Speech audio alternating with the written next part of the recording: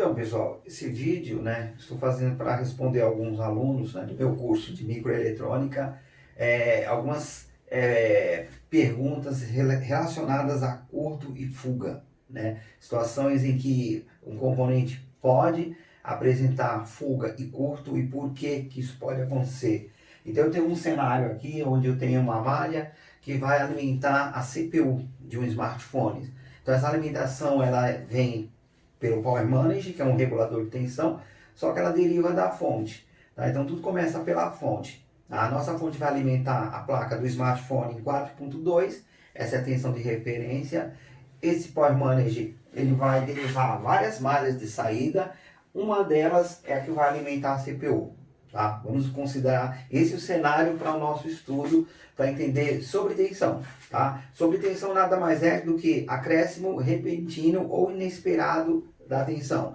É uma situação onde o valor de referência ele se torna mais alto e aí os componentes que foram dimensionados para trabalhar com aquele valor menor, aí eles começam a saturar. Aí cria-se uma espécie de fadiga, né, no componente e aí os seus isolantes, né, acabam sendo perfurados. Né? No caso dos capacitores, o isolante nós já sabemos que é o dielétrico. Né? Vocês sabem que um capacitor ele tem aqui nos dois lados, né, nas duas extremidades, as suas armaduras, que são as partes metálicas que conduzem eletricidade, e entre essas duas armaduras nós temos um isolante aqui, ó. Esse aqui é o dielétrico, tá? O dielétrico é uma parte aí que serve para que o capacitor consiga acumular cargas elétricas. Essa é a função de um capacitor, é armazenar cargas elétricas e descarregar sempre de acordo com a necessidade do circuito.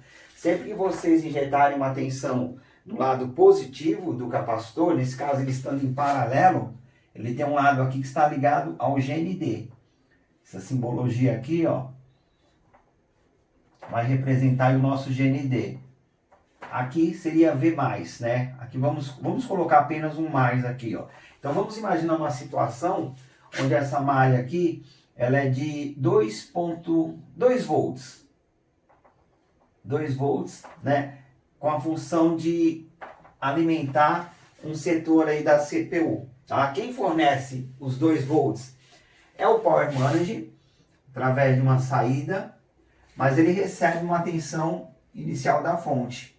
Então a fonte alimenta o Power Manage regula 2 volts para poder atender a CPU. Tá? Então essa é a condição inicial necessária para que a CPU possa trabalhar. Só que vamos lá, a CPU é um tipo de componente que processa informações, é um processador.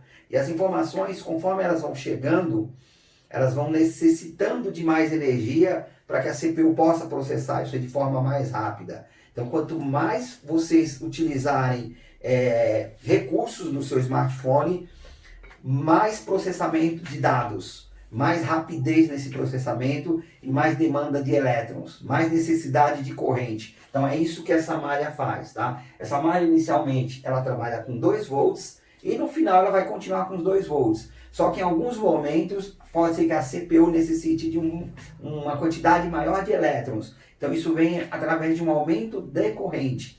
Quem cria o aumento de corrente é o Power Manage através de um chaveamento. Esse chaveamento é feito através de um indutor, uma bobina osciladora e uma saída chamada de buck. Na saída buck, a CPU, conforme ela precisar de corrente, ela manda a informação aqui para o nosso Power Manager. Essa bobina, ela vai ter uma espécie de switch que parte daqui, né, do nosso Power Manager. Então ela tem que ter aqui, ó, um retorno para a nossa CPU. E aqui internamente vai existir uma chave.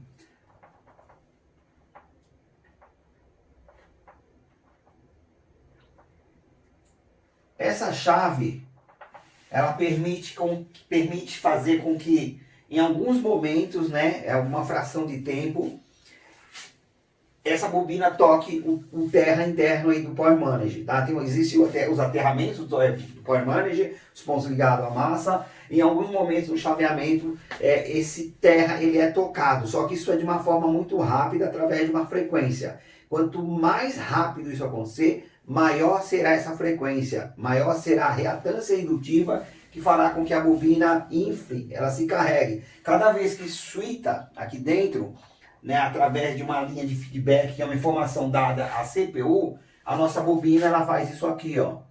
Ela se carrega, tá? Essa é a função aí das bobinas osciladoras nessas saídas do tipo buck. Só que o assunto é curto ou sobretensão, né? Que é a mesma coisa, ou fuga, né? Em capacitores. Então, por que esse capacitor pode entrar em curto independentemente de ações externas? Estou falando dessa forma porque uma das causas aí de sobretensão em malhas vem de forma externa, né? Por carregadores, né? Por periféricos paralelos, mas às vezes isso acontece internamente por falha nas malhas devido a esse chaveamento. Tá? Quando esse chaveamento acontece, existe um pico, né? É um pico de transiente ou uma sobretensão que acontece naturalmente em função da forma como que a malha trabalha. Então, esses capacitores, quando eles são colocados na malha, eles sempre têm uma tolerância de 30% a mais do que a malha trabalha. Então, se essa malha aqui trabalha com 2 volts, os capacitores eles suportam aqui 4 volts. Ele tem a sua capacitância, né, que é a forma como ele faz o acúmulo de cargas elétricas, e tem a sua tensão de trabalho, ou seja, a tensão máxima que ele consegue isolar. Ele isola até 4 volts. Tá? A malha de 2 volts, então, não seria um problema, né, se ela tiver um pequeno acréscimo.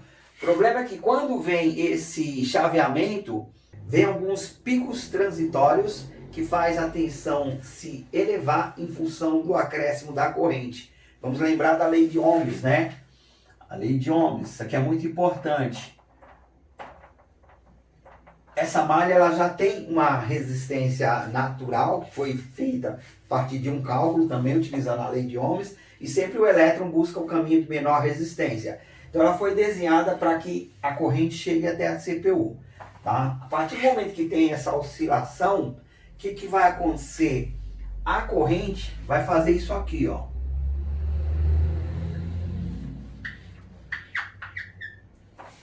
Exatamente isso que acontece nessa saída buck, né? Ela tem esses picos transitórios, né, que vão sendo atenuados para que chegue com exatidão aqui na frente. Só que no momento que isso aqui acontece, ó, nesse pico, vocês multiplicarem a corrente pela resistência, vocês vão ter um acréscimo aí da tensão. Então ela pode ultrapassar os 4 volts dos capacitores e isso é o que vai fazer a passagem pelo dielétrico acontecer. Essa tensão excedente, ela perfura o dielétrico do capacitor e a partir desse momento ele passa a conduzir para o terra. E é isso que vai gerar fuga ou curto-circuito. A partir do momento que a passagem é pequena, só que vira uma resistência. Aliás, a partir do momento que o pico transitório perfura o dielétrico do capacitor, ele se comporta como um resistor. Vira-se uma resistência e essa resistência permite a passagem de elétrons para o terra. Consequentemente, né, drenou para o terra, a corrente eleva. Vocês sabem que o curto ele sempre vai levar a corrente ao infinito, né, e sempre a menor passagem é o melhor caminho para os elétrons. O terra também é um depósito infinito de elétrons. Enfim, tudo isso vai contribuir para que o nosso capacitor comece a aquecer e para que a gente tenha uma perda aí de energia na CPU. Consequentemente, vai fazer o seu smartphone aí reiniciar, né? Ou pode em algumas situações não ligar em função disso. Então, a partir desse momento que o pico transitório perfurou o dielétrico desse capacitor, ele começa a aquecer.